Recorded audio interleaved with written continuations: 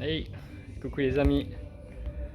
Voilà, de retour à la salle pour entretenir la façade du temple ou les conduites internes, j'en sais rien, mais bref, ça fait du bien. Même si c'est pas vraiment le plus important et c'est pas ça qui va entretenir l'âme, enfin tout ce qui est en profondeur dans notre corps, hein. Enfin bref, c'était pas pour refaire un sujet sur le temple de l'esprit qui peut être qui est dans chacun de nous et c'est vrai qu'on doit faire gaffe à ça, à entretenir ça. Mais c'était plus euh, pour parler d'un petit partage que j'ai fait sur Facebook hier, que quelqu'un a repris un petit peu l'encyclique là du pape où il parle de l'intelligence artificielle et tout ça. Et puis moi j'avais trouvé ça assez pertinent. Et puis j'ai trouvé ça cool. J'ai dit allez je le partage et tout. Et puis ma femme m'a dit à juste titre ouais fais quand même gaffe à ce que tu repartages comme ça parce que des fois ça peut être contre-productif, des fois c'est peut-être des résumés, des raccourcis un peu rapides, et puis voilà, t'as peut-être pas toutes les infos, toutes les sources, et elle a bien raison. Donc, euh, donc voilà, je refais cette petite vidéo, un peu à cause d'elle, pour peut-être ouais, m'excuser d'avoir fait ça un petit peu de façon trop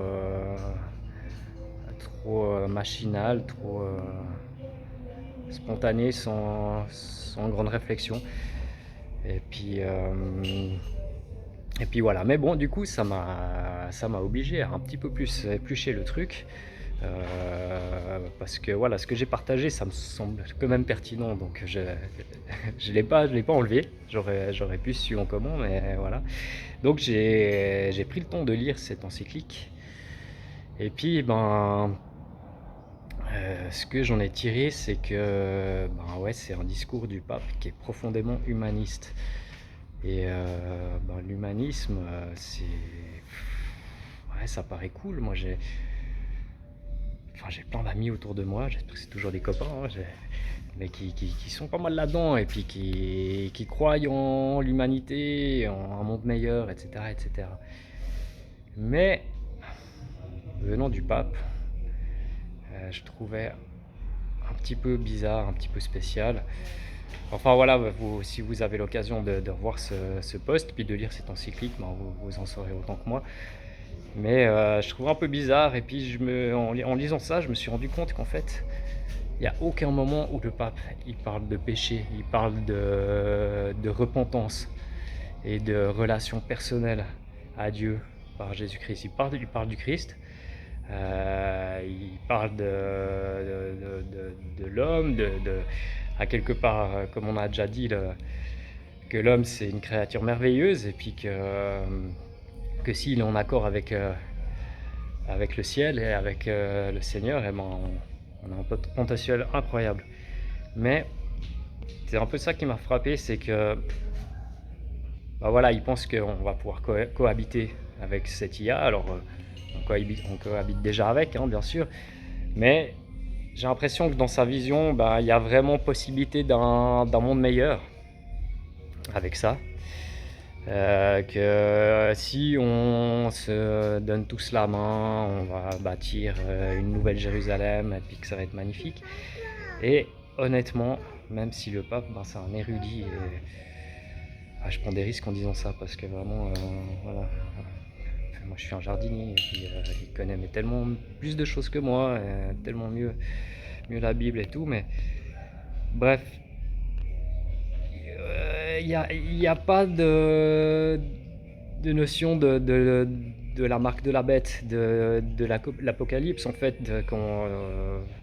vers quoi on s'approche. Et c'est juste cette idée voilà, de bâtir un monde meilleur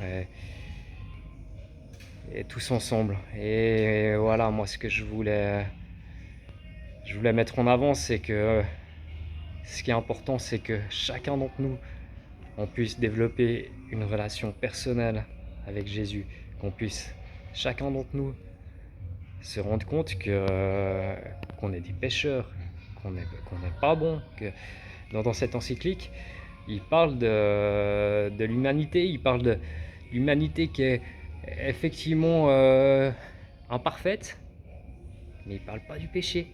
Et il dit que bien qu'elle soit imparfaite, ben, ça peut être merveilleux, tout ce qu'on peut créer ensemble, tout ce qu'on peut devenir avec Dieu, et, et tout ça, mais il n'y a pas de repentance. Et ça me semble hallucinant, ça me semble hallucinant. C'est pourtant le représentant de la plus haute autorité chrétienne sur la terre, quoi. Et ouais, je trouve ça fou.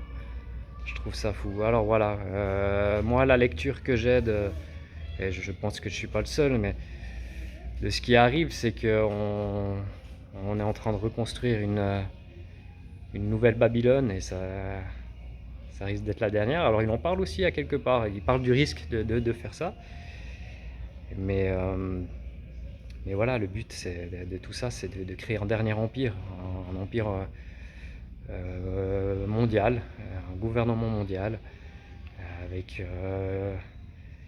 quelques dirigeants et au final un seul dirigeant qui sera l'antichrist.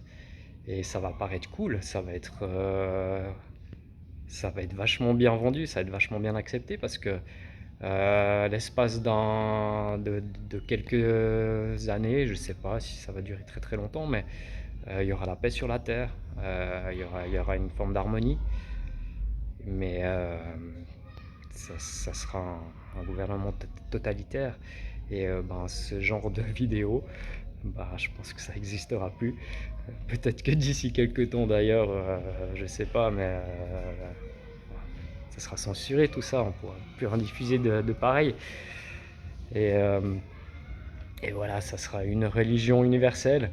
On a vu encore, je sais pas si c'était au début de l'année ou à la fin de l'année passée, le pape il est allé au Moyen-Orient, il est allé sympathiser avec des imams et compagnie. Alors encore une fois, j'ai aussi des amis musulmans, c'est pas là le problème.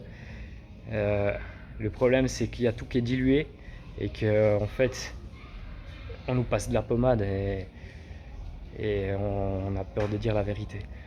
Et c'est clair, c'est comme ça qu'on va rassembler les gens et puis que on va pouvoir les prendre avec nous et puis les contrôler. Enfin, c'est peut-être des mots qui sont bateaux, mais c'est ça quoi.